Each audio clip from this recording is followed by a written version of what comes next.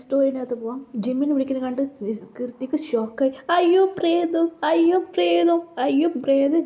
കീർത്തി ഒച്ചയിടുന്നുണ്ട്. എല്ലാവരും ഓടി വന്ന് എന്ത് പറ്റി കീർത്തി? അയ്യോ എന്നിട്ട് എല്ലാവരും ഓടി വന്ന് റോസ് കേൾക്കാം. എന്നിട്ട് പറ്റി? അയ്യോ പ്രേതം കണ്ടു. എന്ത് പ്രേതം? ജിമ്മിനുണ്ട്. എടീ റോസ് കണ്ടായി മണ്ട് കിടി കുത്തു കുത്തു കുത്തി. എടി കീർത്തി പറയുന്നത് കേൾക്കടേ, എനിക്കെല്ലാം തോന്നുകൾ. നീ ആ ഫോട്ടോ നോക്കുന്നു. ഞാനൊന്നും ഫോട്ടോ എടുത്തിട്ടില്ല.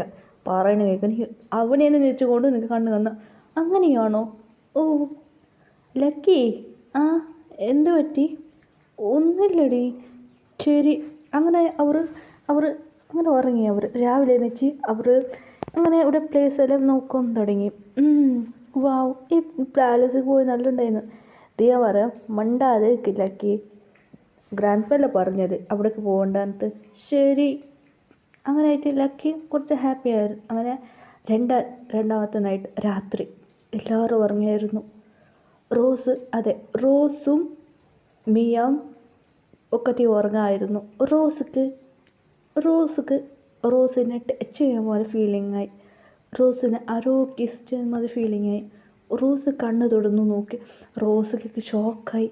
അതെ, റോസിന് മേലെ ഒരു ഉണ്ടായിരുന്നു.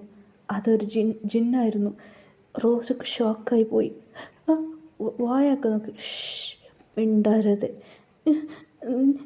ഇങ്ങനെ ഉണ്ടാക്കുക. ജിന്ന അവളെ എടുത്തുകൊണ്ട് പോയി.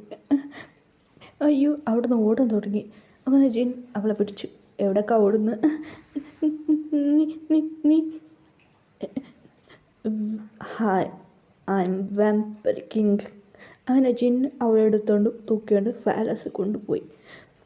അങ്ങനെ രാവിലെ എണീച്ച് നോക്കുമ്പോൾ മിയാക്ക് ഷോക്ക്. മച്ചി റോസ് കാണുന്നില്ല. എല്ലാവരും 6 പേര് ടെൻഷനായി തേടാൻ തുടങ്ങി. റോസ് കാണുന്നില്ല. ഗ്രാൻഡ് പായോട് പറഞ്ഞു, ഗ്രാൻഡ് പാ റോസിനെ കാണുന്നില്ല.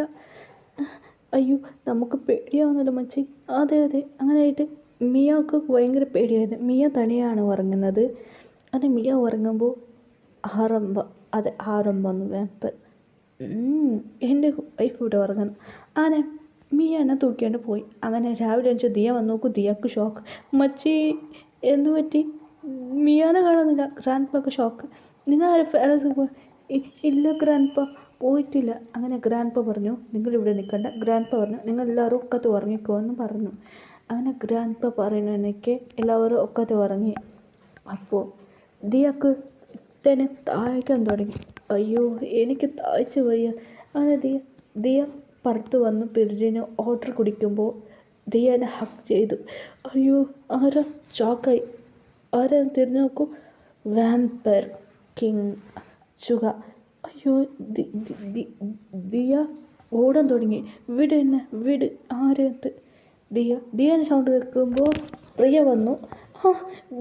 വിളക്ക് ഷോക്ക്. അയ്യോ ഓടിവ അങ്ങനെ ഒച്ചുണ്ടാക്കാൻ തുടങ്ങി. അങ്ങനെ പ്രിയയുടെ വായ് മൂടി ജേഹുപ്പായിരുന്നു. അങ്ങനെ 2 പേര് തൂക്കിക്കൊണ്ട് പോയി. അങ്ങനെ 3 പേര് എണീച്ച് വന്ന് നോക്കുമ്പോൾ അയ്യോ കാണുന്നില്ല. ഒച്ചുണ്ടാക്കുക. ഗ്രാൻഡ് പാ പറഞ്ഞു എന്തു പറ്റി? ഒരു കാണുന്നില്ല. ഗ്രാൻഡ് പാക്ക് ഷോക്കായി. അങ്ങനെ അവിടുത്തെ അവർ അങ്ങനെ പറഞ്ഞു. അങ്ങനെ അവർ മക്കളെ നിങ്ങൾ ഇവിടെ ഒന്നും ശരിയാവില്ല.